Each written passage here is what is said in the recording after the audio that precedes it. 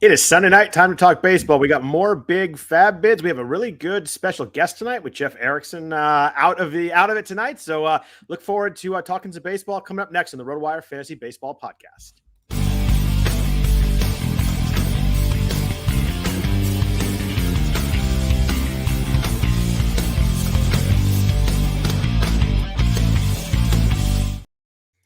Happy Sunday night, everybody. Welcome to the RotoWire Fantasy Baseball Podcast. We are sponsored by BatFlip this week. We thank them for the sponsorship there. If you could please rate or review the podcast if you enjoy listening to us during the year, that would be greatly appreciated. Also, I am Scott Jenstad. Jeff Erickson, who's usually on Sunday nights, his daughter is graduating high school today, so we gave him the night off. It only seemed fair. Got a really good guest this week. We got Brian Slack with us, a really good, one of the best NFBC players. And a really good dude too. I suppose the good dude part's important to me because we're hanging out here. But the really good player, good part is good for everybody listening. He's an excellent NFBC player, really good baseball mind. So looking forward to that. Brian, how are you tonight? I'm wonderful, Scott. Thank you for having me on. Absolutely. Thanks for coming on. I know you don't do a lot of these, so it was good. It took some coaxing, it took some massaging, but I finally got you here live and in the flesh. I'm fired up about it. Yeah.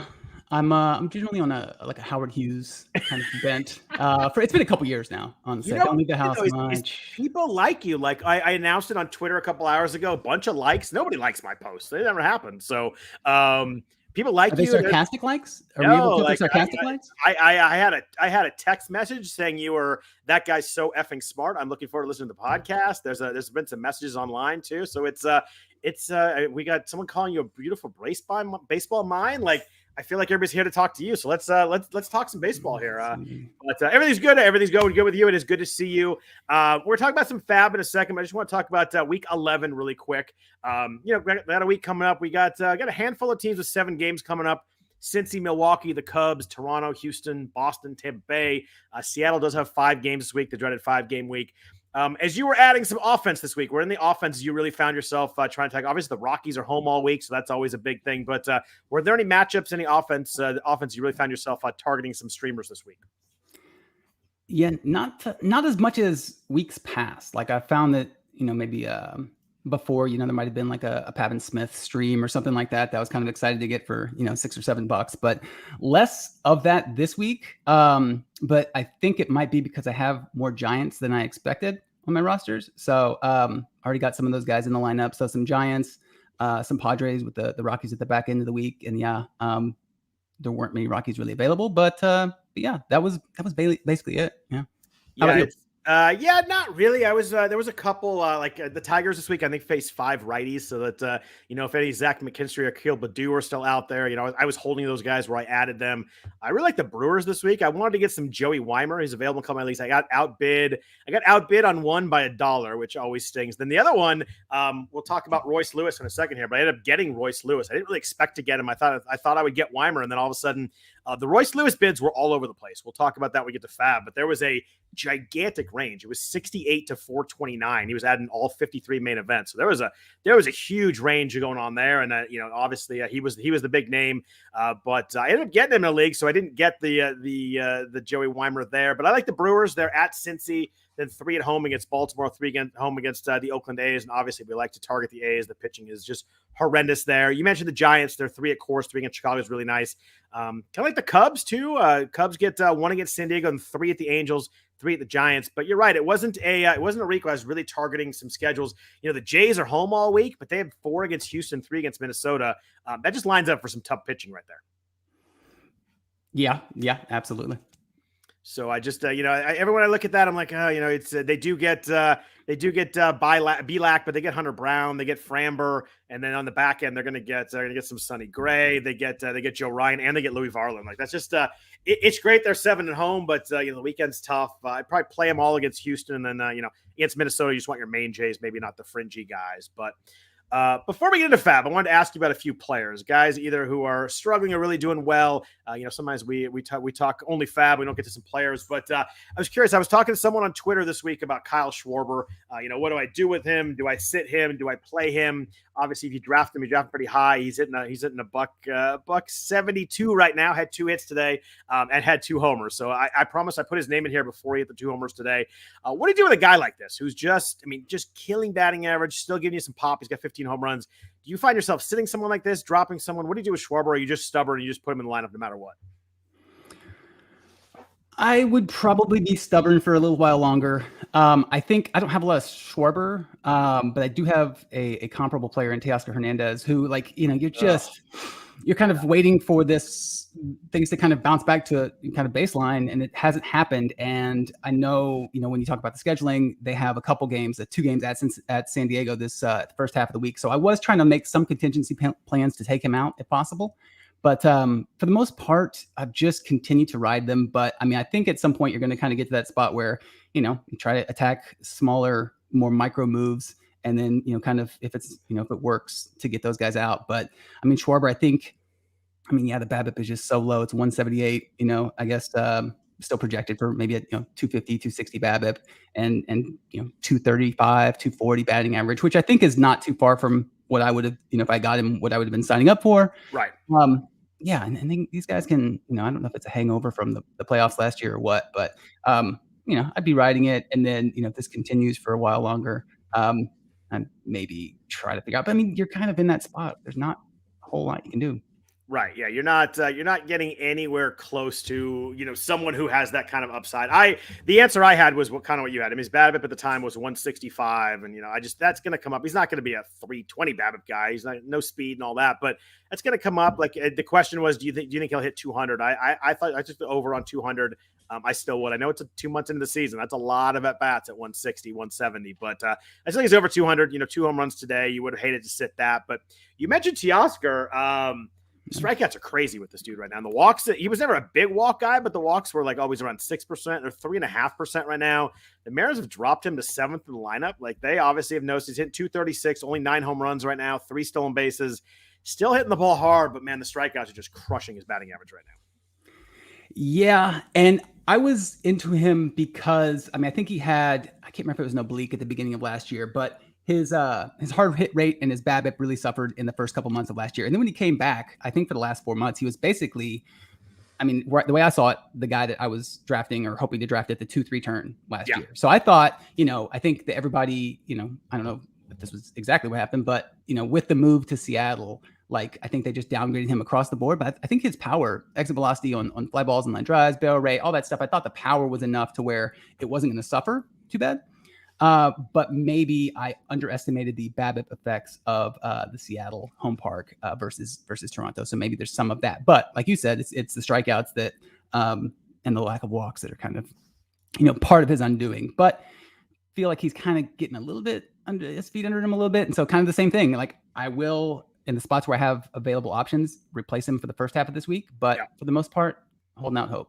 Yeah, I think he's at the range of guy now. There's a level of player where even a 2-game week, I'm just playing guys no matter what. But with the 2-game week, I think he's entering that point where if I've got somebody else, and in that league, that's my Vegas league, my offense is bad, but I have a lot of options.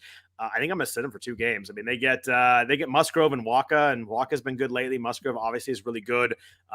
2 righties. I think I'm sitting that too. That's a good point by you. It's a good call by you. I mentioned Seattle had 5, but I hadn't really thought about Teoscar quite yet. But with my options, I think I'm sitting that, which is kind of a bummer to sit your 5th round pick. But speaking of early picks who aren't producing, how do you feel about Tim Anderson right now? We're June 4th right now. I know Tim Anderson had a stint on the IL, but he's played 31 or 42 games now. Tim Anderson hasn't homered yet. And if you have that as your 6th or 7th round pick, your 5th round, whatever he was, kind of in that range, 0 homers is a gigantic hole. The hard hit rate's actually up. K rate's still really good. He still has a 270 batting average, 273, 6 steals. But man, 0 home runs for a guy in that round. You didn't expect 25 home runs for Anderson, but you're hoping for 15 to 20, and it's not even close to that right now. Yeah, it's another guy that looked appealing, I think, in that range for some batting average and speed.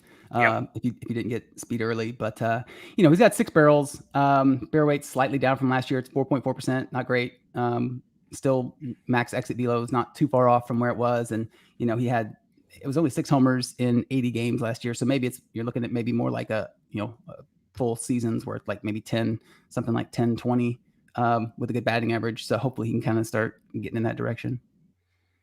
Our friend Rob DiPietro likes your background. Thinks you feel like a life coach, natural healer. Thank you, Rob. Thank you, Rob. I've talked to Rob like 5 times today. I'm like, Rob, what should I bet on Cutter Crawford? And he's like, don't do this. Don't do this. And I want to kind of come clean right now too. Like if I feel underprepared, I spent the better part of the hour downloading the StreamYard and getting my book section in order. So this is tell us what your books are. You mentioned it. You wanted it to be seen. Tell you what your books are. This is the Don DeLillo collection. We have a friend, Enigma Neruda I have a friend on Twitter, and he was commenting like there's some Don DeLillo hoodies that he had thrown out on Twitter. I was like, I'm going to get one. I have not gotten one yet, but in the meantime, I had to bring the books out. What does Path Go at the Wall mean? He mentioned that. Is that one of his books? Yeah. So, but this just, I think, shows like a larger sense of how focused I am on the task at hand for the season. So, this is not unusual at all. I like it. This is more of a personal question, but what does one do with Matt Mervis? If you spent $200 on him, I know that money is gone. But what do you do with this guy right now? He's not playing against any lefties. He's still hitting the ball hard, 52% hard hit rate. The barrel rate's about 12%, striking out a ton, which he didn't really do in the minors. So you think it's a first time through kind of thing. But you start to lose playing time. He's like, even some righties, you're like, is Mervis in the lineup today? I got to look at that. He's only has 2 home runs. What do you do with a guy like this? And does the fact you spent 200 whatever bucks on him impact whether you drop him or not? Obviously, you thought he was talented. What does one do with Matt Mervis right now? Because he's kind of clogging up a roster spot right now. Yeah, that's a lot to unpack there. I don't want to give you easy questions. Yeah, I think you're the smart, educated one with the books in the background. That's right. That's true. Yeah. That's true. I'm really doing this up. I think I would just ask, like, realistically, stare it down. Like, who do you have a better feeling about, Matt Mervis or Ryan Noda? For the rest of the year, Ryan Noda went for on average probably $10 this week. Yep. Like, hitting the snot out of the ball, playing every day in a top, good lineup spot, which looks like the foreseeable future. I thought you were gonna say good lineup for a second there. I was really good. I almost did. I caught myself. No, and so like, yeah, I think that, yeah, otherwise I wouldn't be like, if Mervis was out there on the wire, I wouldn't be, interested, honestly. And that's not a dig on any spending that happened on him. But I think your other point, and while I would like to take the high road and look down my nose at everybody, I held on to Mason. I finally let go of Mason Miller this week. So I'm sure now, slightly different given the lack of pitching in our league, but there is something to be said. Like when you're just like, man, I just forked over, or whenever I forked over the $170, right? That you want to see that kind of play out. But yeah, I would not have. You got to move on. Time is of the essence. Yeah, I went back and forth on Mervis. I held him for a week, so I'm gonna see. I'm gonna give him one more week here. The Cubs do have a pretty appealing schedule this week, although they place the Angels, so that means they get 2 lefties. So he's probably sit the first half of the week, so that doesn't work very well. But then in the second half of the week, he should have at least 2 lefties against the Giants. Depends if Manaea makes that Sunday start. So maybe we'll get some action this week. Ryan Bloomfield, our friend, just called you old, by the way, in the chat. He said, download the StreamYard Slack. You really are retired. Thank you, Ryan, for pointing this out. I love Ryan. He actually was a guest host a little bit ago. Great human also. So I'm glad Ryan's here. Can I backpedal? Can I backpedal? I mean, are we in a rush here? Sure. Isn't that what you do best? Yeah, exactly. I mean, I guess that, like, look, without Hosmer, maybe they're and Mancini. I know he had a home run today. Maybe Mancini's not the greatest thing since sliced bread, which might be an understatement. But maybe there's more of a pathway to kind of try to write it out. I find that like some of my injuries or specific needs week to week are pretty intense, and so holding a guy like that is a little bit tough. But I don't, especially now that you said you've kept him, I think it's a justifiable position. I think it is, although I have to admit that spending $220 on him 3 weeks ago probably impacts my decision making more than it should. I admit that's probably a fault. The money's gone; it's a sunk cost. But I admit it probably enters. I mean, you spent that much money on him because you thought he was good. Like, he's a guy that hits the crap out of the ball. He had 36 home runs in the minors last year. So like, I think it's a first time through. But if the playing time's not there, it doesn't matter because he's just never going to get in the groove. So it should be interesting to see there. He was only dropped in 3 spots this week. Okay. So you're not. Yeah, he was 98% rostered entering this week. So someone had dropped him last week. But it's funny. You and I were talking kind of, who got added or when right before we were coming on. Alek Manoah was dropped in a couple leagues and he had big bids this week. I was actually a little bit surprised. He was added in 2 leagues. And I believe I'm looking at it here. He was added for 134 and 194. I was actually kind of surprised by that. What do you do with someone like Manoah? Kind of falls in the Kyle Schwarber category, except Schwarber at least hit some home runs for you, where Manoah just has been exploding, everything, ratios, all that has not turned much around. His xERA and FIP and xPIP are actually higher than his ERA. His WHIP's 1.77. I wasn't surprised he was dropped. I was surprised he was added for that much money back by people. I understand that he was obviously really, really good last year, but it's hard to find a path to see much to like in Manoah right now. Yeah, it looks like one of those ads was from a pretty accomplished NFBC player. Oh, yeah. I mean, there are people that obviously see a lot more than I do. And there's a lot of players that were way ahead of me this year. I was a little surprised to see the 3 digits on Manoah. I was too. I mean, I haven't followed the second chance leagues too much, but I don't know. I think there might be some leagues where he didn't go in those drafts. Wow. Yeah. And maybe that's because you have to start them every time. So the fact that you have a bench might be different. But yeah, I don't see a lot of hope for a rebound right now. I would probably have ranked some other pitchers ahead of him, but at a certain point, like if you had the ability to stash and write it out for a week or two, I think those bids were probably a little more than I could have gone, but he's not too far away from being, pretty good pitcher. I get it. If your ratios are really bad and you're struggling, like you're not going to get someone with that level of upside, but it's been a rough 2 months. Question in the chat. What do you think happens to Nolan Jones's playing time when CJ Cron comes back? Hard for me to find a real path for him because, Blackman's going to play, Profar is going to play, Grichuk's going to play while he's healthy, and Brenton Doyle is going to get time in center field. I think Nolan Jones is probably missing a lot of games when Cron comes back. I liked him as an ad a couple weeks ago. I think when Cron comes back, he probably ceases to be too valuable for us. Yeah, that seems like it's probably going to be the case. They're always a little bit dicey, but I mean, as of I guess the last update was May 25th. I don't know if you have an update on Chrome, but I guess nearing swinging workouts. I don't know how close he is to a return, so I think that maybe you hope for a week or two, and then it probably gets pretty dicey. Yeah, it is the Rockies too, so we never know really what the heck they're going to do because they could do anything and they could trade somebody, they could sign Matt Kemp, whatever the Rockies do, whatever veteran outfielders out there, they could do a lot of stuff. But let's jump into FAAB. That's what we want to talk about here. Let's just talk about Royce Lewis. We'll start with Royce Lewis. He was added in all 53 main event leagues. The min was 68. The max was 429. So obviously a really popular bid. I think you said the average was about 210. Is that what you said?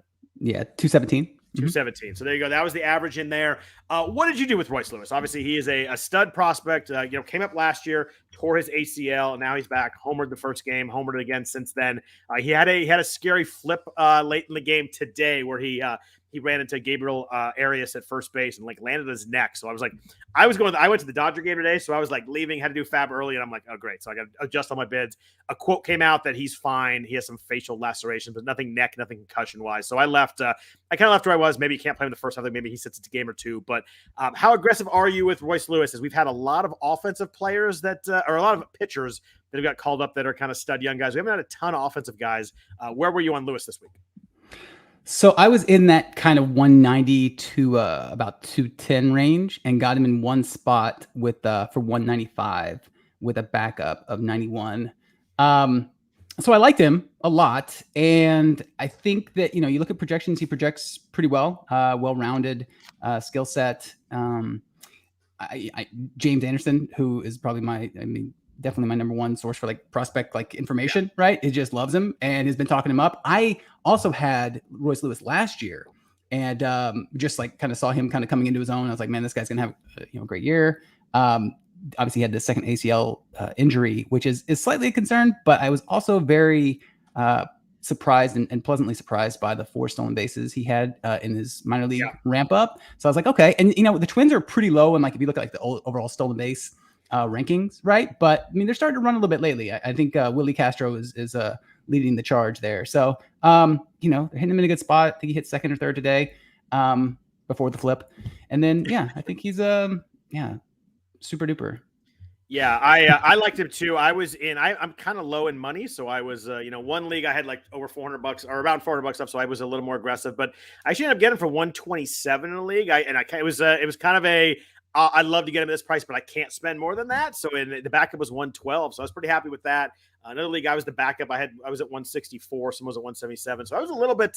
Someone asked me earlier today what I thought. I kind of thought low 200s was going to be the spot for him in a lot of leagues, and it seemed like the 217 average is kind of what the average was. But it seems like the range is pretty wide. Maybe it's a thing of some of the more aggressive players are out of money, or some people are worried about the flip on the head. I don't know what it was, but it was interesting how wide that range was. Yeah. Pretty wild. I wondered if, with what appears to be the imminent debut of Ellie De La Cruz, if maybe some people were, thinking maybe they hold back a little bit. I don't know if that factored into it at all. I know that from where I stood, like I didn't have the absolute hammer in a number of leagues, but had like a couple where I was pretty high up there, and didn't want to be necessarily in a spot where, I definitely need some offense in a couple spots. Didn't want to be in that position where, Ellie debuts next week and you feel like, okay, I didn't get Royce Lewis. And then you're kind of feeling like pretty itchy.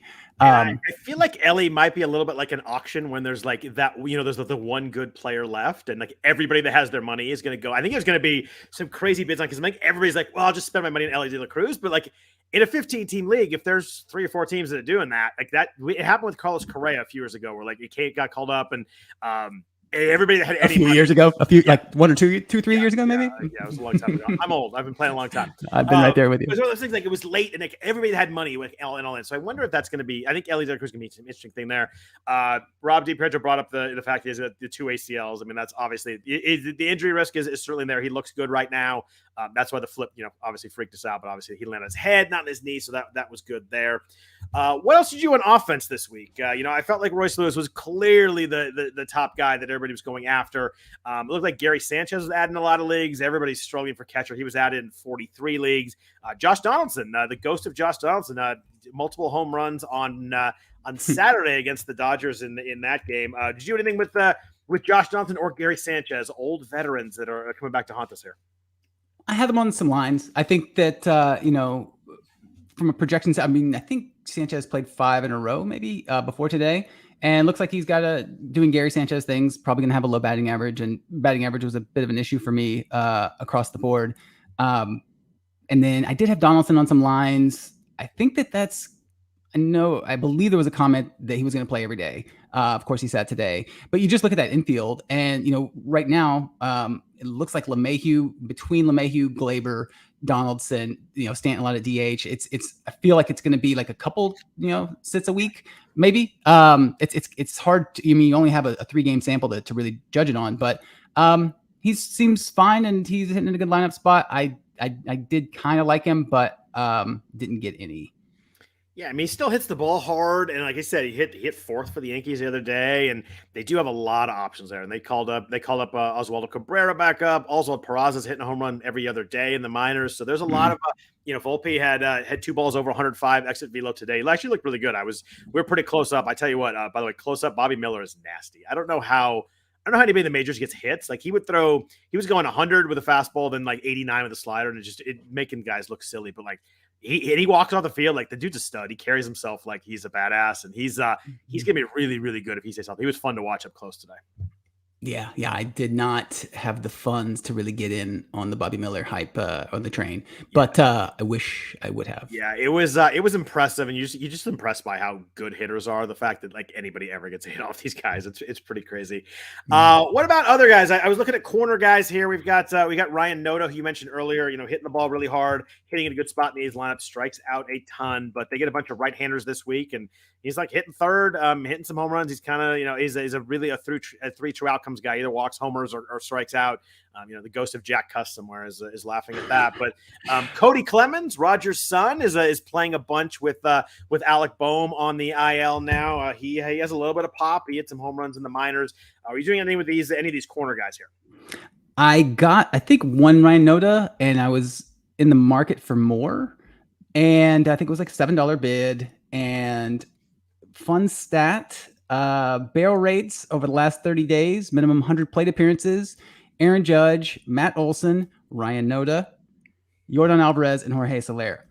Guys barreling the ball. They DFA'd. Right, they DFA'd Jesus Aguilar earlier in the week. They're hitting him second and third. Like you said, a lot of righties this week. It's not, of course, it can and probably will go sideways, but at the same time, you kind of just like, if you get 2 good weeks and kind of on to the next one, for $7, $10, $13, it's not, it feels nice. I'm looking. I actually got outbid on Ryan Noda. That's depressing right there. I had $4 in there. Someone had 17, so I probably wasn't topping that anyway. I ended up as a result I was looking for a corner, just kind of someone playing. I ended up with Cody Clemens. I don't know. Got some pop. He had 18 home runs last year in between AAA and AA, or AAA and the majors across about 120 games. Playing a bunch in a good lineup, at least for a week or two until Bohm comes back. But it was $2. But and I'm just looking for playing time there. I wanted to ask you about a couple of middle infielders that were hot in the preseason. Oswald Peraza, I mentioned we were talking about Josh Donaldson, playing really well in the minors, available in some spots. Bryce Terang was available in a bunch of leagues too. He was available in about 30% of the main events. A lot of the 12-teamers he's available. Do you like either of these guys? Do you think Terang can bounce back? I mean, these are both guys that were kind of sexy in draft season and have struggled to put up results. Peraza got hurt, but seems to be coming around right now. Yeah, I think another thing that contributed to my preparation for this is I went back and forth on the Peraza bids so much. It was I just I wanted to do it and I did not get him. I think my bids ended up being closer to the $10 range, sometimes a little bit lower. But I think that the only way, as I talked about the crowded infield with the Yankees, it seems like to me the only way, from somebody who doesn't watch a lot of Yankees, is it straight up for Volpe. I just don't think that there's another he starts to play some third base or enough playing time to where any of that really kind of materializes, and then you're like, okay, I got a full-time player I can run out in my lineup. So, and then Volpe hit the home run today, like you said, a couple of hard hit balls. I do think the defense is a little bit better from what I gather from Peraza, but I don't know if it's necessarily bad from Volpe. So I really struggled with that. Ended up not getting him, but he seems like a guy that just from if you kind of step back, right? It's like, how often do these guys does a team have a guy that's just completely mashing in the minors and then he just stays in the minors for months? Eventually they find a way to get him in the So that was the part of me that was like, he's going to find some way. And now apparently it won't be on my roster, but yeah, I think I like him and Terang less so. I think I was liking him even a couple weeks ago. It looked like he was getting some starts against lefties and lowering his K rate. And I was like, all right, it's kind of coming together. But since then, he has just been pretty bad. And I think I even set him against a righty or two. And with Adames coming back on Friday, maybe? Yep. Thursday or Friday. I think that it might be, they might have other options, not many, but to just maybe put him down or, demote him because Luis Urias is also coming back. Yeah. They've got multiple guys coming back in for spots. And Terang's not hitting the ball hard. He's under 30% hard contact. It's just when you strike out a lot and don't hit the ball hard, it's just a tough combo to get over. But the Peraza one's really interesting to me because this is a guy that was 19 home runs, 33 stolen bases in less than 100 games in AAA last year. I know he was bad when he got called up this year, but it was only, we're talking 40 plate appearances before he got hurt.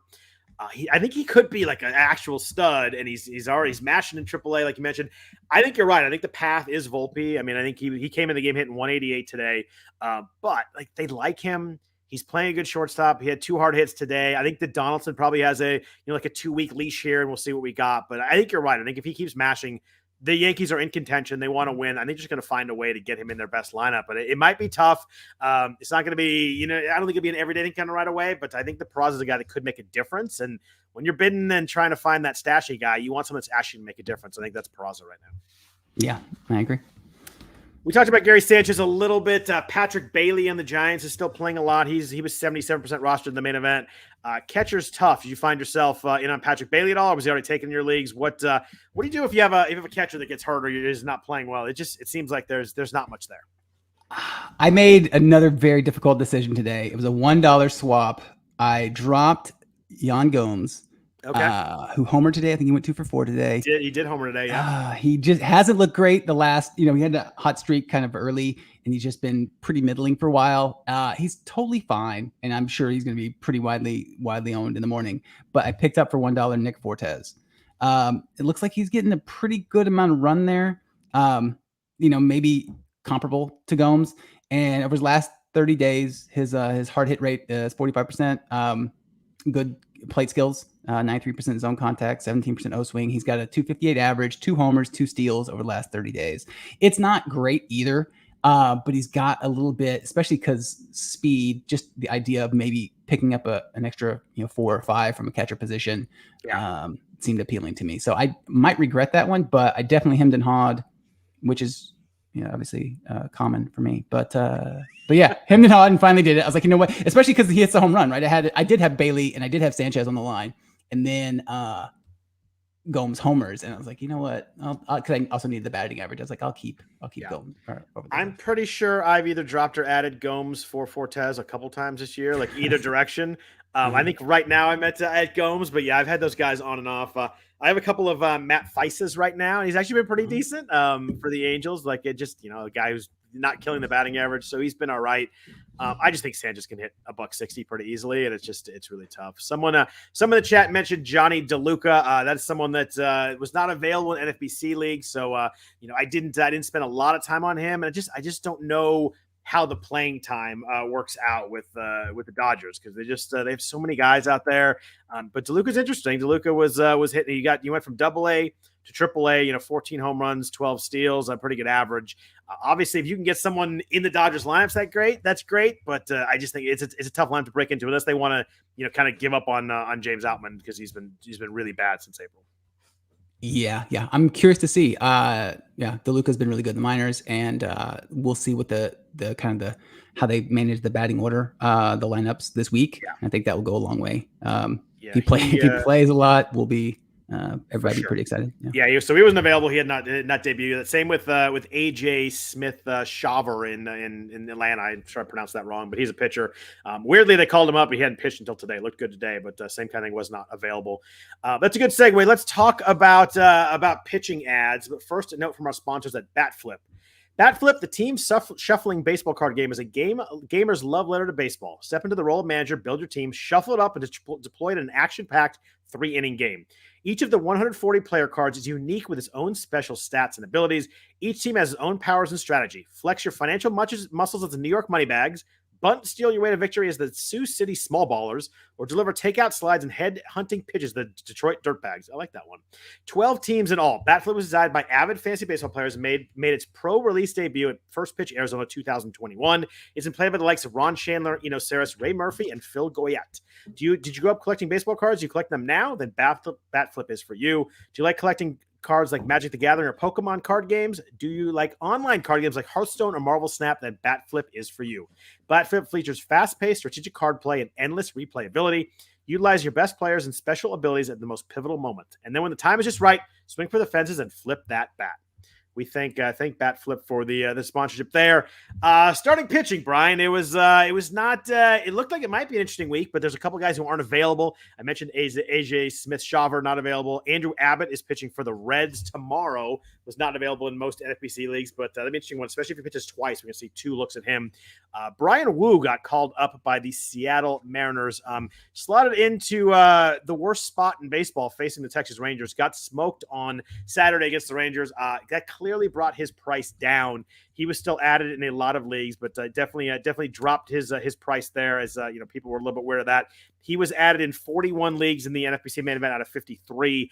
He was 0% rostered, so that was every league. So 41 53. Minimum bid was $1, all the way up to $103.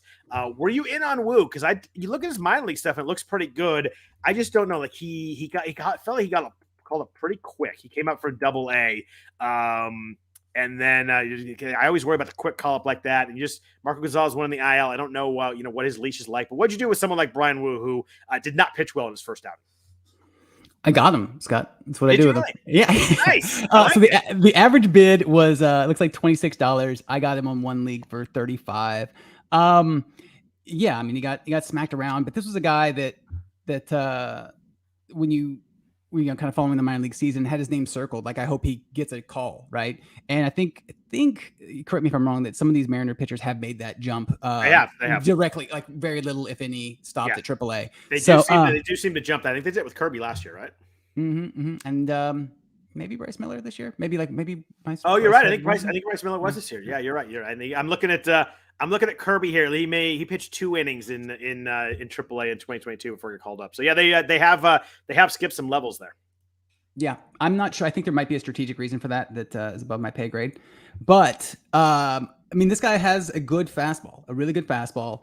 And I think that the concern is that the secondaries might not be great, but it looked like a foundation, and the way they've done things with the other pitchers in their organization that kind of have a similar profile. Bryce Miller's last 2 starts notwithstanding, but I think that I didn't want to read too much into one. Again, I didn't want to say like, okay, and he actually just got, it was 2 innings. Yeah, crazy high BABIP. Not like he was walking a lot of guys, I think. And facing the highest scoring team in baseball. Yeah. Not the Rangers. The Rangers kill everybody. So I mean, it was a tough spot. Yeah, and so I think it's one of those things that I am sure. I mean, no doubt it affected my bids, right? It's like, I didn't want that to weigh too much on my mind. I think Marco Gonzalez has had a Tommy John before, and I think we know the results of where it's at right now. So there's a little bit of gray area there, but I mean, I don't, and every team has somebody else they can eventually turn to. But if, maybe you get 1 or 2 more starts, I don't think the leash is going to be super long. Like if we see, 2 or 3 more starts, just like this one, then I think that might be it. But think he might line up if possible. If they do, they have a couple off days, but he could go up against the Angels this week. And I think the upside is significant compared to even some of the names that have come and gone for many, many high dollars. So I like him. Yeah, I think it's a smart play. Like we always have these guys who, like Bryce Miller and Mason Miller, who look really good in that first start. You're like, oh, and they just go flying up. This is the opposite here, and it was interesting. It really, really affected the bids, and I get it.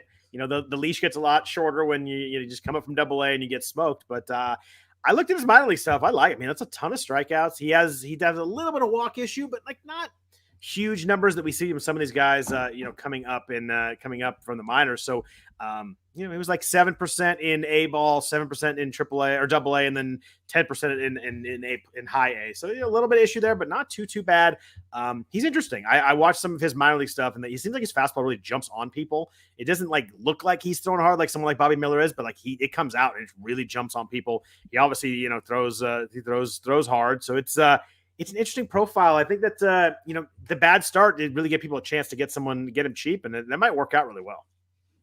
Yeah, I think so. It's definitely possible, and it seemed like the price was kind of right. And I think it's interesting to kind of maybe compare that, because I went back and forth on who to have ahead between him and Reese Olson for the Tigers, right? Who came up quite just almost exactly the opposite. Has a potential walk issue. Was definitely walking guys in the minors, and I think there was an Eric Longenhagen write up a couple weeks ago, just basically pouring a lot of cold water on his ability to throw strikes with his fastball, right? But then, flash forward to his first start against the White Sox yesterday, and he's, throwing his secondaries, getting good whiffs and, high CSW and not really walking many guys. So he looked good too, so you're kind of going, well, which guy, like, again, if neither one of these guys had made a start, I think it's pretty clear that Wu would have been the higher bid and the guy would have won it. But then you see what's happened. You're like, well, maybe there's something to it. So I know that, his minor league location, like the Sarah stuff model location numbers were pretty encouraging. So I was really torn on him too. Did you get any Reese Olson? I did not. I was kind of back and forth on both those guys, and I think I just I'm trying to remember who I got, but I just got somebody else. I liked Olson too when I looked at his. I mean, he had a little more of a walk issue in AAA this year, but like another guy that punches guys out. I thought he pitched well yesterday. I watched some of that, and he looked pretty good against the White Sox. 6 strikeouts, only 1 walk. Love to see that from a young guy. Did you end up with Wu or Olson higher? Ended up with Wu, but I also got an Olson somewhere as well, and I think that was different team is like $40. Seattle just seems like they know what they're doing with pitchers too. Like that impacts it for me a little bit too. I'm going to give credit to Brian Robinson, who was the one that said Seattle never sends their good pitcher AAA. It was a really good point, kind of protecting them from the PCL. I just looked at Logan Gilbert too. Logan Gilbert pitched 5 innings in AAA total, and they called him up pretty quick. So yeah, it seems like they do jump those guys from AA to the majors. So that's a really good point by Brian there. Speaking of guys who came back up from AAA, guys that were hyped in the preseason, Hayden Wesneski on the Cubs is back. We've got Justin Steele on the IL. It sounds like it's not going to be long term. Did you do anything with Hayden Wesneski? I ended up I was kind of in the 20s with him. Ended up getting him in a couple of leagues. I just kept looking at last year, and I liked a lot of last year when he got called up. And it was only a short amount of innings, but decent amount of strikeouts, low walks, pitched really well. Obviously, when I call up, everybody liked him coming up this year. Struggled big time in the majors, went down, made a couple of starts, didn't do very much there. Had a bit of walk issues, but a couple starts. I always like guys that I know can do it, and I'm hoping they could do it again. I was in on Wesneski at a cheap price this time around. Are you going to throw it this week? I think he's lined up for 2-step.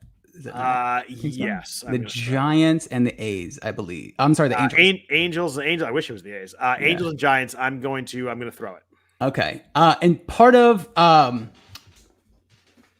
concern, I liked him too, and did not get him this week, but it's the concern that he's just getting smashed by lefties. I don't know, what's happened, especially because it's so much different than last year. But yeah, I think that was the concern. It was like, man, I like the same thing you do, right? Which is a little bit that, like, everybody kind of loses a little bit of the flavor of the month, and then he comes back. It's actually really good, make some adjustments. So yeah, I think he's, in that, what'd you say, 20 something bucks? Yeah, I think it was like 25, 28, 20, somewhere in there. Yeah. I like it. And the Angels don't have any good lefty hitters. Otani's not very good, right? Yeah, I think they're 8th in WRC plus against righties, but that's going to be. I'm just going to not watch the Otani at bats, and we'll just we'll call it there. And the Giants are surprisingly, I don't know if surprisingly, but they're 5th in WRC plus against. I mean, they got so many guys. They move in and out, and Lamont Wade's a stud. I love that dude. And but. When we were back and forth, we were talking about, I sent you the outline. We're talking about, you said add Cutter Crawford. It's one of my bids. So talking about Cutter Crawford, you end up getting him. I added him in some bids after we talked. So I'm going to admit I fully cheated off your cheat sheet there. I did not get him. I had him like 3rd or 4th on a couple of lists. I kind of like it though. When I look at him, I like Crawford. He gets the Guardians this week. I almost said the wrong name. My gosh, I gets the Guardians this week, who have been pretty bad offensively overall in the year, but he's in the rotation at the moment. Chris Sale went on the IL. Who knows how long that lasts for. Tell me what you liked about Crawford and if you ended up getting him at all. This was, I have to kind of peel back the curtain a little bit here. Knowing I was going to come on the podcast, I don't know if it got in my head a little bit, because I was like, I know I'm going to have to talk about this if I overbid, but like I've kind of had this on again, off again love affair with 2 pitchers, Cutter Crawford and DL Hall all year. It's like on the bench, stash, and then drop. And then I think I've seen your name on the Zach Waxman FAAB article for DL Hall like 4 different times. Yeah, making fun of me. Yeah.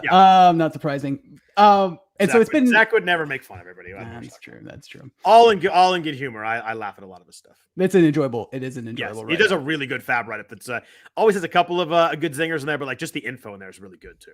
Yep. For sure.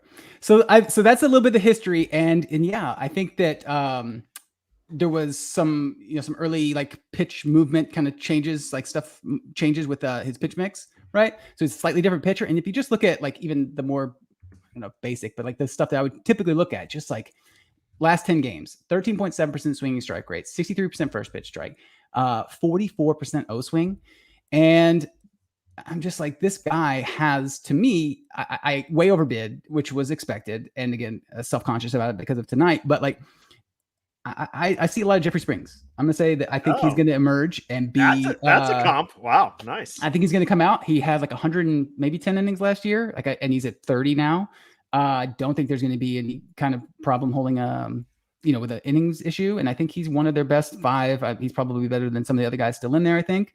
And this could backfire pretty badly. I know I spent 40 on 45 to 13 and then 35 to 19. So, okay. But there was action. There was backup bids. He went for he was available in one of my 3 mains. He went for $5 there. So you definitely had more action in yours. I was in on him, but I got someone else. I'm looking at my list here. I had him third. So I actually moved him up after I talked to you. So I do trust your opinion. I also looked at him too. Obviously I look at my own stuff, but I saw some of the stuff you see. I do kind of like that too. I think he's we don't get many sneaky ads in FPC anymore. And obviously there's some backup bids in yours, but definitely a little bit of sneaky ad. Are you starting him this week though? I think you kind of have to at Cleveland, right? Yeah, I might have actually this week for whatever reason. I don't know if other people have this, but I have a lot of like either they're dicey double starts, like Louis Varland with a double start, or some things like that. But I might sit him for 1 week if there's a way to get him in. I'd be happy to, but he might not go because I think he only went 3 innings last time. He might not quite go the full 5, but I'm not, and real look. I think that's probably why like very reasonable people would be like, look, he might not get stretched out. It might be a short-term thing. Right. But yeah, so I think that there's some things remain to be seen. I will say this though, like I did get Mason Miller in one, but that like $300 and $400 Yuri Perez, Bobby Miller, like I just can't. I got a couple Louis Varlands. I haven't been in that game for like that big pitcher. So this has kind of been the game I've, for right or wrong, have kind of chosen to play. So that's why I was a little bit more aggressive, knowing that this was the type of pitcher that I liked. Ryan Bloomfield, always in with the good stats, said Cutter gave more earned runs in his first start of the year than the rest of your combined. So there you go. That's a good stat for the Cutter Crawford love out there. Love it. Thank you, Ryan. Mike Mayers. It's not Mike Myers. Mike Myers is the actor. Mike Mayers in Kansas City has pitched really well his last couple starts. He was like, one of them was like a bulk start where he came in and pitched really well, and then he started. I think he started one of those two. He pitched well when he started, then he came in as the bulk guy and pitched really well too. 6 shutout innings against St. Louis, 4 2/3, going to one with 8 strikeouts against Detroit. I kind of had him as a conditional backup too. Were you in on any Mike Mayers at all for the Royals here? He looks like he's going to get at Miami this week and then at Baltimore. So he's going to be the bulk guy tomorrow behind Carlos Hernandez, but should pitch twice. Yeah, I did not. He was kind of lower. His minor league numbers, nothing really jumps out to me, and maybe I missed it. Maybe there's something else there, but I just don't know if I saw a lot. I mean, he's got a 95% left on base rate, 270 BABIP.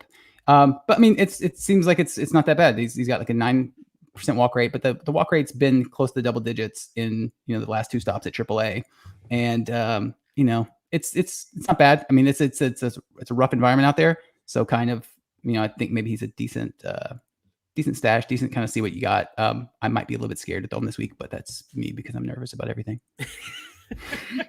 What about you mentioned there's some sketchy 2-steps out there. This is a week where I felt like a lot of teams had some sketchy ones, but some interesting ones. We mentioned Andrew Abbott in Cincinnati, not available for us, but that's someone that I would definitely grab right away. It looks like Luke Weaver was going to pitch twice, Milwaukee and St. Louis. They pushed him back. Now he gets 1 against the Dodgers. So crossed him off my list pretty quick. They actually dropped him in the league. I actually kind of like what he's done, but I'm not throwing for the Dodgers. I'll look at it next week. Next week he would get Kansas City and maybe Houston.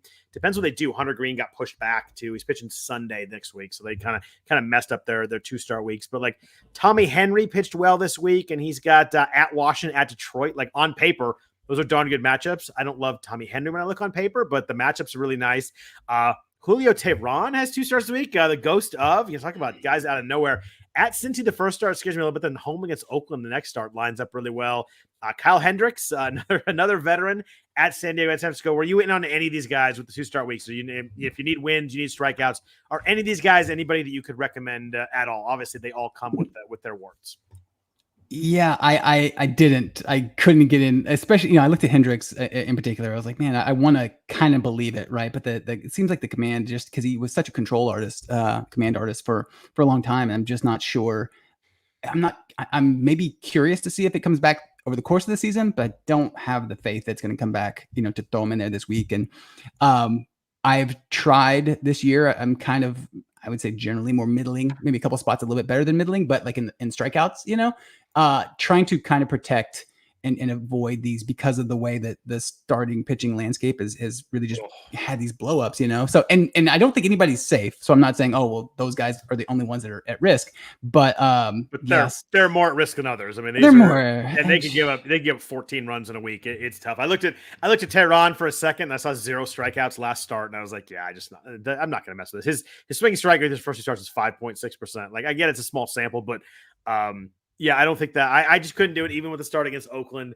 I couldn't do Hendricks. I wanted to do Luke Weaver, but then the rotation change had me off that one.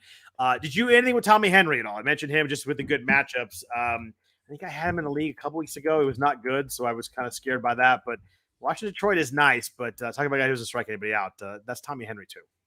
Yep, another one of those things. I'm not a huge follower or necessarily put a lot of stock in the ability to limit limit hard contact, especially over he's got like 40 innings so far. Like, right.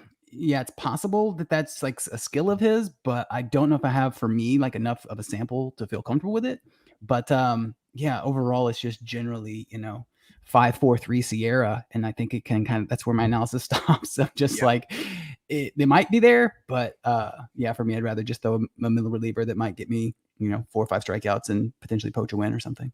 Yeah, I watched him the week I had him, and I was like, yeah, I don't think I want to do this anymore. So I was kind of out on that. Did you do anything with Daniel Lynch this week? Another guy who's back, was a stud prospect multiple years ago, is back now off the injuries. Did you do anything with Daniel Lynch? Gets Baltimore this week. Has made 2 starts so far this year. Looked really good in the second one. He didn't get 3 runs, but against Colorado at home, had 7 strikeouts across 1 walk. Did you do anything with Daniel Lynch with the thought that maybe he is back finally healthy? We're going to see the guy that we thought we'd get 3-4 years ago.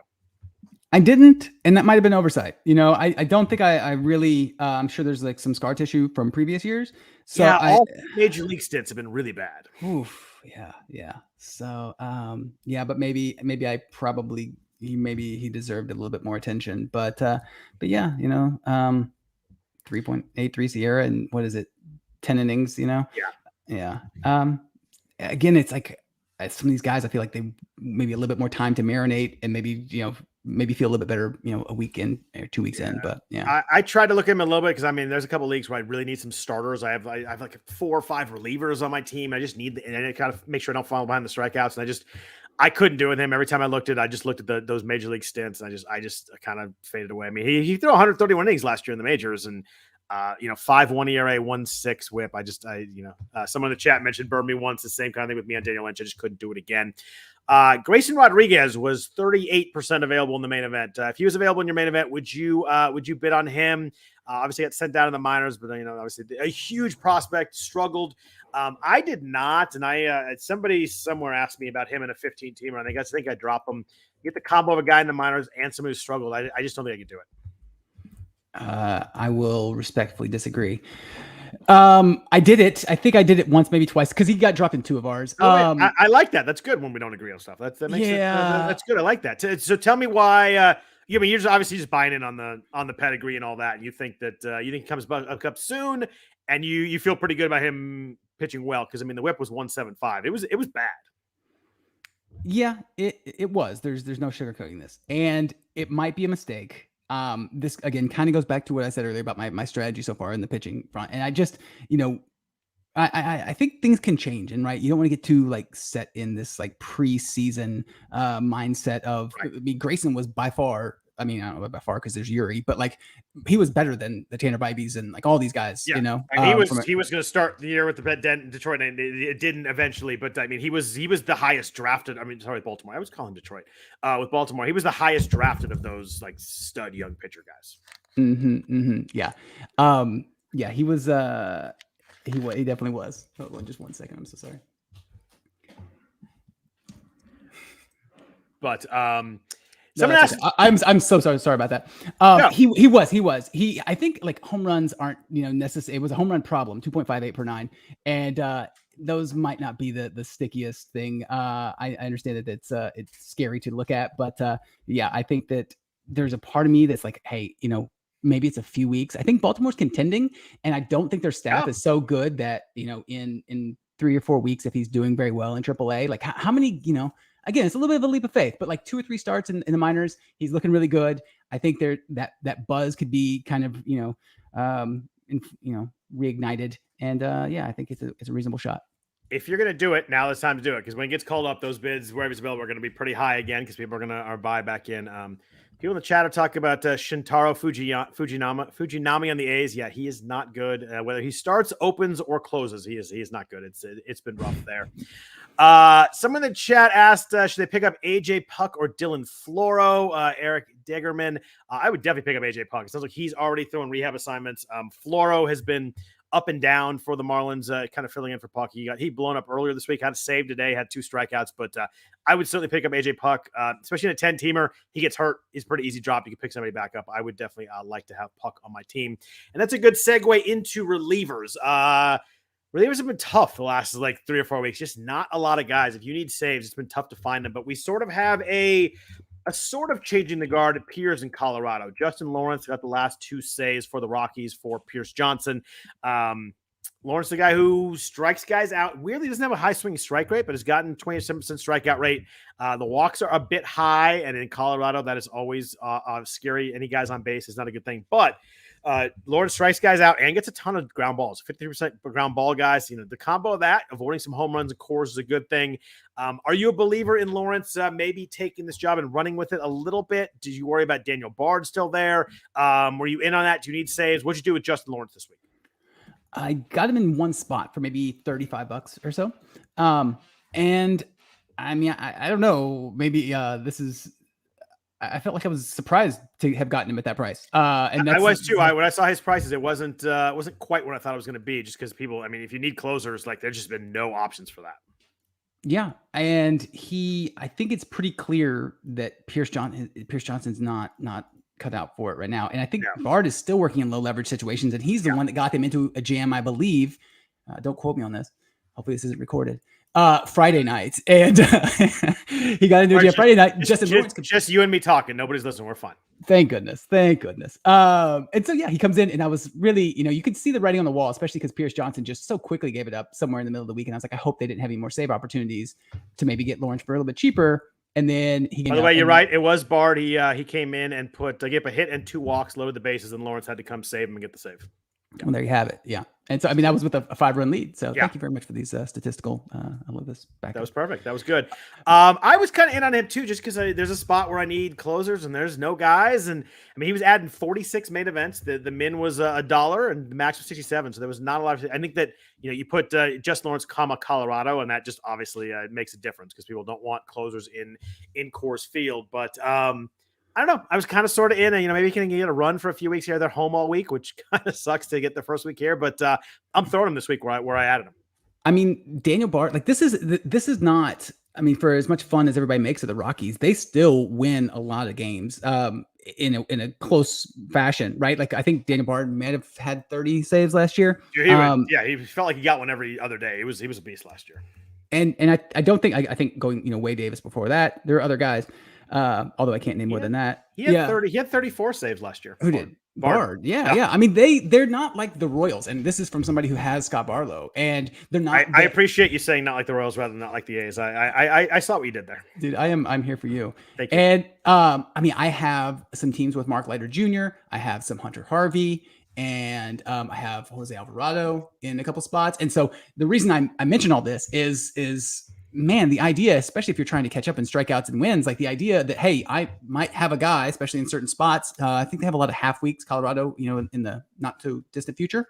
You're getting a spot where you can throw actually 2 closers that are full-time guys and hopefully not have to have 3 to just maybe not be the high leverage spot. Am I making sense? Where you just see, Mike Leiter comes in the 7th and say for Hunter Harvey, you're just well, I guess I'll still, get some ratios, but I thought that was very appealing. I think that there aren't that many lockdown, I don't know what I call them, one-stop shops or one-shop towns, whatever it is. But that's guys who are stuck in their role and come in the 9th inning, kind of like traditional closers. Right. Yeah, exactly.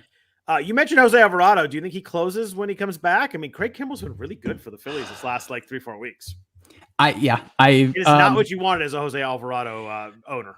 You talk about the psychology of dropping a guy that you spent $200 on. I think the psychology of Alvarado, who was, I think, statistically one of the top, if not the top reliever, and getting, I think, 2/3 of the save share. Like he was really looking like, even there were times where you think, okay, he's going to come in and face like the tough meat of the lineup in the 7th. They would even hold him back and have him pitch the 9th. So there were times it happened, but as somebody who followed it pretty closely, I was like, all right, I feel like he's, 2/3, at least the favorite in any given game that they played. He was the favorite to get the save. So I don't feel that same way now.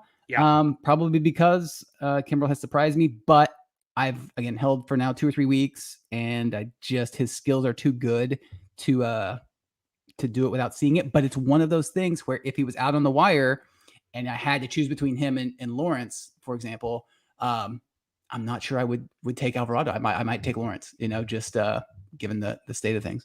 Yeah, Kimbrel had that really awful outing at the Dodgers on May 3rd, so a month ago, for 4 runs. Since then, only given up 2 runs, has multiple strikeouts, and it looks like 6 of those 10 outings, something like that. He's been good. He's gotten 5 saves in the last 3 or 4 weeks, right there, somewhere in there.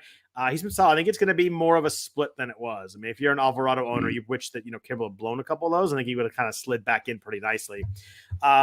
The fun reliever this week is in Anaheim.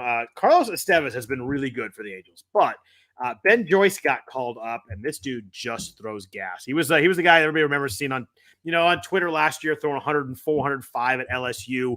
And he came in. He pitched that. I don't know if you saw the Jose Altuve at bat. It was all over the internet, but just in 101, 102, 101, and Altuve looked like he had no chance. I think he threw 10 pitches against the Astros. None of them were under 101 miles an hour. But he gave up a run. He gave a run his third outing. I think he gave a couple runs to the Astros. Do you think there's a chance he takes Estevez's job? I just don't see it right now, just based on how good Carlos Estevez has been for the Angels. I mean, he's been great. Yeah, I don't think so. I said LSU for Ben Joyce. I meant Tennessee. My apologies. Yeah, I mean, it's fun to watch, but probably it's hard to see it. Estevez has been good ever since he just took over. It seems like they're just trying to do everything they can to win. And, Joyce would work in the 7th or 8th, and it seems like they're pretty linear right now. I can see it, maybe holding on to it, but yeah, I didn't really get in myself. Yeah, I looked at it too, and he's fun, but I just don't think they're throwing him in close situations yet. I mean, his walk rate in AAA so far, or AA so far this year, was 18.6%. That's just really hard with the closer. You hate a closer that comes in and walks guys. His stuff is insane. He's going to be really good at some point, but he's just been drafted. He was drafted. I mean, he's in the 2022 draft. So he's been a year ago. He was pitching in the college baseball playoffs for Tennessee. So I think he's really fun. I just don't think he's a fantasy ad quite yet at this point. Were there any other relievers you found yourself interested in? Adbert Alzolay is pitching well for the Cubs, had a 2-inning save earlier this week. Was there anybody else, Alzolay or anybody else that you were looking at kind of from some closer stashes and maybe trying to find someone that's going to end up closing here in a couple weeks? So I didn't get him, but Chris Martin in Boston, I know that things seem fine, and I think Jansen's velocity was up a little bit yesterday. I think he pitched both the games. They came in and tie game in the second end of the doubleheader. Yeah, but it just doesn't seem like all is well there. I know he had a back issue maybe a couple weeks ago. The velocity was down. Maybe it's rebounding a little bit. I did get Chris Martin, but he was a guy that was if there looks like there's one bullpen that, I mean, it would take a lot for Martin to just have full run, and go with it. But right. Yeah, he was a guy that was kind of interesting. And then Kendall Graveman as well. I saw Liam Hendricks. I think he was at 96 today, up a little bit, and maybe he's getting closer.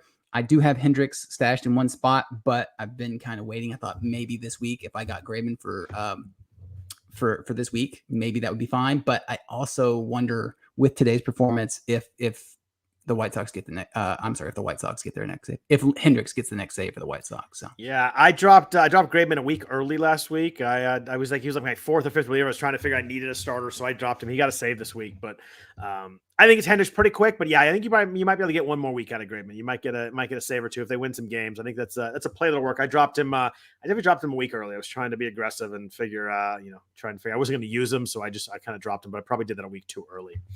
A few news and notes before we jump out of here. How worried are you about Xander Bogaerts if you have him? Lingering wrist issue. We mentioned it was right before the main event in Vegas. It was he was getting a cortisone shot in his wrist. He's I do it every year. And we're never heard that before. but now it's just been lingering. It sounds like it's like too close to getting the cortisone shot. I think he might get another one here at some point. His quote today was he hopes to avoid the IL. Gotta think it's bugging him, and he was really good early, has kind of fallen off a little bit, at least power wise. Looking at him here, he's got the 7 home runs, but only hitting 252, only 21 RBIs. Right now, it seems like he's not the normal Xander Bogaerts. I think his wrist is really a problem right now. Yeah, and I think that some of even the power projections for when he came, to the Padres, were down a little bit. But I mean, he's a good hitter, and I mean, I think the 6 steals at this point is a little bit surprising. But yeah, I didn't get any in the main events or anything like that. But yeah, I think that you got to be a little bit concerned. I don't know what to do, But yeah, I think that are they talking like possibly an IL stint? Yeah, he said he hopes to avoid it, but it certainly seems like, I think the problem is not just his lingering. The problem is I think it's affecting his performance now. Because, I mean, a wrist issue when you're hitting, that's really tough. I'm pretty worried on this one. And I think maybe an IL stint is probably the best thing he could do. Just kind of get it to stop bugging him. And you hope he can come back healthy because right now it's not working. The Yankees have – go ahead. One thing on that is if we could talk more about me and my teams. I did pick up one Trent Grisham, kind of on the idea that he has batted leadoff when against some righties, and he actually played against a lefty. I know the overall skill set hasn't been great, but there's a little bit of like a few barrels recently. He's 14% barrel rate on the year, which is what we liked in 2020 when he was pretty good. Yeah, and I think they have 2 Colorado. I got this off the where did I get this? Rob DiPietro and his Patreon thing. They have 2 lefties, but he has been playing against lefties and a couple, and so they got 2 lefties in Colorado on the weekend. So maybe he gets 2 of those games. And in Colorado, maybe some leadoff. I like it. I had him in some lines, you call them, or as Jeff calls them, the waterfall. I had him in there a little bit. I'm not a Trent Grisham guy anymore. I used to be like the Trent Grisham guy. I'm off that. But yeah, I think it kind of works right now, especially if Bogaerts missed some time and he kind of moves to the top of that lineup. That could work out nicely. Yankees have a bunch of news here. Kind of not great. Nestor Cortez went on the IL with a shoulder issue, but just came out like an hour ago. Aaron Judge, after the game, quoted saying it sounded like he's had some testing done on that toe. He obviously crashed into the wall when yesterday when he caught JD Martinez's line drive. It was really obviously a great catch, broke the wall. But it sounds like there's a little bit of concern that he might have broken a toe, which is, he's walking around the dugout, so can't be that bad. But the fact he's going for tests is not great for a guy that is absolutely mashing and actually ahead of his pace from last year through 50 games, whatever that is. Is that right? Is that right? I saw a stat. It was like through his first 49 games or whatever it was, whatever the number is. He was actually ahead of pace.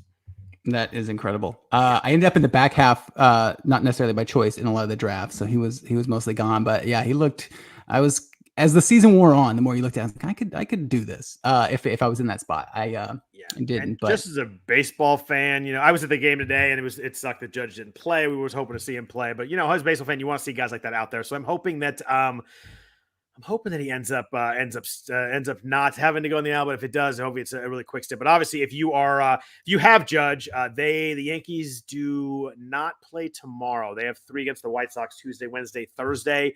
That you gotta maybe you hope you have somebody else there. But I would definitely have a backup plan for Judge to make sure that someone that plays Tuesday, because we're probably not going to know fully. They fly back from LA tonight, so we're probably not going to know fully to get some tests done tomorrow. Jose Altuve missed Saturday and Sunday with, quote, something he felt in his oblique. That does not sound great, although they're kind of downplaying a little bit. But again, kind of like Judge, if I have Altuve, at least they play tomorrow. I certainly was making sure wherever I had that I had another second baseman, because you might need to take him out of the lineup tomorrow. Yeah, for sure. Twins had a ton of injuries, kind of all in the same inning the other day. Byron Buxton got hit in the ribs pretty hard. There was a reporter that asked him, what's it feel like to get hit in the ribs? He's like, have you ever been hit in the ribs? He's like, it's not good. He missed the weekend. He missed Friday, Saturday, and Sunday. And then Carlos Correa, I think Buxton's fine. There's no fracture there. Carlos Correa is more of a concern for me. Kind of falls in the Xander Bogaerts realm a little bit. He's missed 4 of the last 5 games with plantar fasciitis. Something that doesn't really go away. It can kind of flare and then go away and then come back, but doesn't fully go away.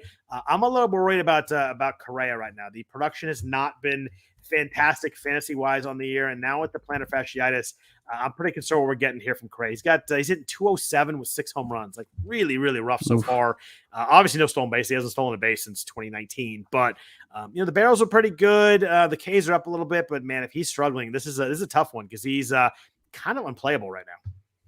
Yeah, that is, man, that is going to be a tight spot because the production's just not that great. Yep. Yeah, you write it out for a little bit, but it's one of those, maybe unlike Bogarts, where like, at some point, depending on how it kind of unfolds, you might need to be considering. And this is coming. Go ahead. I think I was gonna say, I think in a 12-teamer, like it might be not that time yet, but not far away from that time to drop Correa.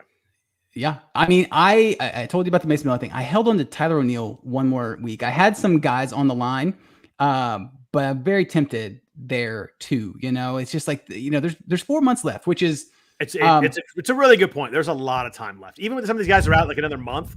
Like you still get 3 months out of some guys.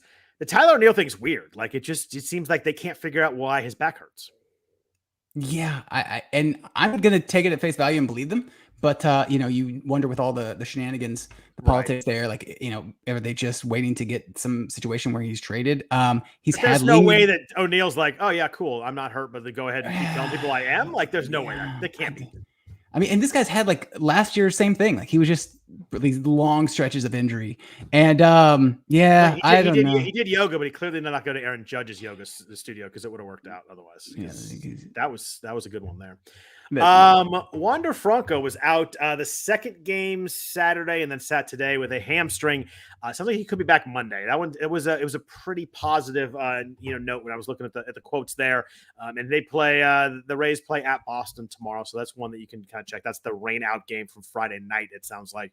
But it's another lineup to check. I mentioned Hunter Green had to start pushed back to Sunday due to hip soreness. Sounds like he's not going the IL, but going to be pushed back to the end of the week. So the question with Hunter Green is, obviously you've got this hip soreness thing. He's not pitching till Sunday. You can totally see where they're like, oh, let's give him an extra day on Monday. So then you get a 0 for the week. Do you start Hunter Green this week? I probably would not. Who's it against? At St. Louis. Yeah, I mean, it's not terrible. And he's been fun. He's been good striking guys out. I just think there's so many ways where they could be like, let's just push it another day to Tuesday. And the 0, I think the 0 potential is fairly high with this one. I mean, yeah, I guess Luke Waiver would be on regular rest there. Yeah, you just throw him Sunday and push Green back a day, and it's so easy. It's like when Ohtani used to pitch every Sunday. It was always so hard to figure out. Like he's gonna push a day, or they have a rain out. He just messes the whole thing up. I love Hunter Green. I just don't think I can pitch him this week. I think it's a sit for me, and I'll throw him the next week. Yeah, that makes sense. Gunnar Henderson was removed early with some lower back discomfort. He's day to day. It's been a tough season for Gunnar. Someone in the chat mentioned Luis Urias from Milwaukee. He's expected to be reinstated on Tuesday. Second, third, and short eligible. That's a guy that I like to have on my roster. Yeah. I think some people got in on him last week, and I know John Posma in particular was 2 weeks ago for a couple bucks. He was always 1 week ahead of the curve, but he looks like a guy that, especially with the struggles of Turang and some of the spots in that infield, I think he could get a pretty good chunk of playing time. Yeah, and he showed some pop. I think it was 2 years ago. He was a pretty good home run guy, and the fact that he could play three positions, just especially covering corner and middle, like that's just such a nice spot. He had 23 home runs in 2021. So I just like covering spots. Like you just kind of buy yourself an extra bench spot. Just like you could do something else with that spot. It's always really valuable. You mentioned Willy Adames got hit by that line drive, scary incident, but sounds like he's doing much better. Was on the concussion IL, but no facial fractures. He's gonna be back as soon as early as Thursday. Anthony Rendon, our friend who likes to attack A's fans, likely to return on Tuesday or Wednesday. So if you still have Rendon somewhere and you think he's there, you can put him back in the lineup this week. Other than that, I think we're good. Is there anybody else you want to talk about? Someone in the chat mentioned is Jake McCarthy playable this week. If you need stolen bases, he's playable every week because that dude is running crazy. He had 2 more today. I think he had 7 stolen bases this week, something like that, which just drives me nuts because I dropped him where I drafted him. I was going to ask you that question. Yeah. Man. I mean, he was so bad, and then he went down the minors. I could have held, but I thought he was gonna be down a while. I did rebid on him, and I got outbid, and it's he's still not hitting really though. But 7 stolen bases or whatever this was this week is that's a huge chunk right there. That's like that'd be like 15% of my steals in the year right there. Right. Yeah. I think the question was, would I start him? Of course, I would absolutely start him. I've been surprised. I mean, I tried to make it this year more of a focus to get some of the higher end, what I thought were high end speed guys, and it just hasn't quite worked yet. So I think that's probably been my worst category offensively has been speed. So yeah, I didn't get into him, like I there were some DCs where I was like, I like McCarthy. And then the idea, I know we've been through this several years in a row, going back to Delano to Shields, et cetera, Yep. right? But like, it's just like, man, that one speed guy, but then you always feel that rush where it's like, I do want a top tier closer. I do want at least a starter or two in the first 5 rounds, and then, you just look up and you're like, okay, I got 2 Andres Jimenez's and he's maybe doing a little bit better lately, but I probably, just a number of guys I thought were going to steal more bases. So does the Delano Shields comp go away now that SD Ruiz was that comp this year and now has 28 stolen bases? That's the thing, man. I'm looking at this going, why didn't I do that? When they work, holy hell do they work? Like, you could see why people do it. We had the Billy Hamilton was kind of the start of the whole thing, and he got pushed up like the 3rd, 4th round that one year. But, I mean, Ruiz has 28 stolen bases, and we're June 4th. Like, he could steal 80 bags this year. And like some runs, he's not like, he's not a non-zero. Hit 270, which is kind of the key to the whole thing. Like, I think the concern was, he'll run, but will he hit 220? If he hits 270, who cares about the 1 home run? Like, you're going to get 70 to 80 stolen bases, which is pretty wild. Props to Sean Childs, who was pushing him up crazy in Vegas. And I was like, I can't be taking him there. And it's flat out worked. Yeah. I think I want to say he went like maybe the 5th round of those second chance leagues. Yeah. I mean, you just kind of take him and forget about stealing. It's just a huge chunk of your stolen bases right there. But anything else you want to talk about? I've kind of hit everything. I feel like we've hit everybody in FAAB, all the interesting players, injuries, all that. Anything else that is on your mind you want to discuss before we jump out of here? I think I'm good. Beautiful. I don't think you do you want to tell everybody where they can find you on Twitter? Not really. Do I have to? No, I'm just kidding. Yeah, no, I don't really tweet much. I might try and tweet a little bit more. It's usually like movie clips or movie references, things like that. What's the best movie you've seen lately? The best movie I hadn't seen 1917. In World War I movie. Is that what it was? Yep. And it was really good, really kind of interesting. Yeah. So I saw that. And then I think like a lot of people, Succession was following that a lot. And then, not a lot of, I'm trying to think of like good movies I've seen lately, but yeah, it's been just kind of Succession, baseball, just kind of doing my thing a little bit, but yeah, man, all is good. All is good. Beautiful. Well, I really appreciate you joining. I know that you don't do a ton of these. I really like talking to you. I learn a lot, and it's more than anything, it's just fun. I consider you a friend. I don't know if that's mutual, but if it's not, that's fine too. As long as I can call you that, we're good there. But let's meet up and have a drink sometime soon. Let's do it. Cool. Thanks again. Well, thanks everybody for listening. If you want to rate or review the podcast, we appreciate that a lot. If you want to follow me on Twitter, I'm at Scott Jenstad. Did you give your Twitter out? Or you just said you don't tweet a lot? It's okay. It's at that _GLG20. Yep. There you go. So you didn't give it out, so we're good. But I want to thank everybody for listening. Jeff will be back next week, so we will be back on a regular schedule there, 8 o'clock Pacific next Sunday. I want to thank everybody for listening. Hope everybody's a really good week, a really good fantasy week, and take care. And thanks again, Brian, for joining us. Really a lot of fun. We really appreciate you taking the time. Thanks again.